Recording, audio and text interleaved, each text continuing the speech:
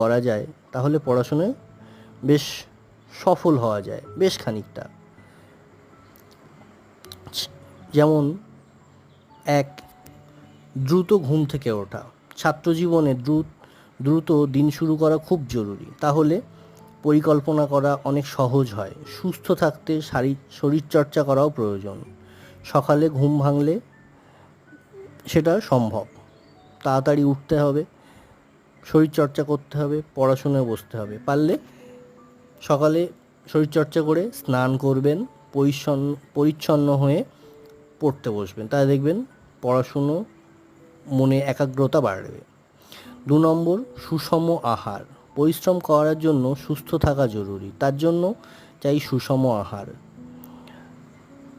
দিনের শুরুটা তাই ভারী খাবার খেয়ে সব শুরু করাই দরকার, যাতে শরীর পর্যাপ্ত